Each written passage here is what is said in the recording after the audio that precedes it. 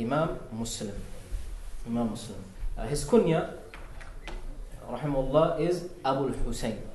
Abu al-Husayn. Which means that he had a son named Hussein, right? La. Actually, he didn't. But he became known by this name. He was famous by this name. Alright? And he took this as a kunya. He did have children, however. Okay? He did get married and he did have children. However, he never had a son. Alright? He had many children. But all of his children were daughters. Okay? Al-Hakim, rahimahullah, he says, I saw from the progeny of Imam Muslim that he had daughters. وَلَمْ يُعْقِبْ ذَكَرًا. And he never had any sons. Alright? And some people, they may see this as something that is to be disappointed about, as was the way of thinking of the mushrikeen al-Arab, the Quraysh. Right? Whenever they had a daughter born to them, you see their faces what? Muswadda. They change, right? Because they didn't see it as a good thing.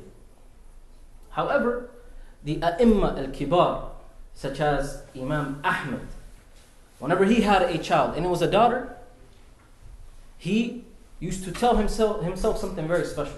And whenever his companions had children and they turned out to be daughters, he used to remind them with something special. And he would say to them, as is reported by his son Salih, he said, كان أبي إذا ولد له ابنة يقول إن الأنبياء كانوا آباء البنات. Verily, the prophets, the messengers, used to be, for the most part, fathers of daughters. The prophets and the messengers. And it's reported by Ibn القيم in his kitab تحفة المودود, لكن بدون إسناد, without إسناد, لكن نذكره للفائدة. He says, يعقوب ibn بختان, whenever he had a child, and he had 7 daughters, never had a son. Whenever a daughter would be born, he'd go to Imam Ahmad.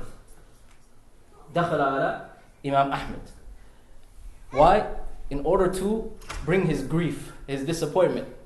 And Imam Ahmad would say to him, verily, the Anbiya were fathers of daughters. Verily, the Anbiya are fathers of daughters. فكان يذهب قوله حنبل. And what he used to tell me would relieve my stress.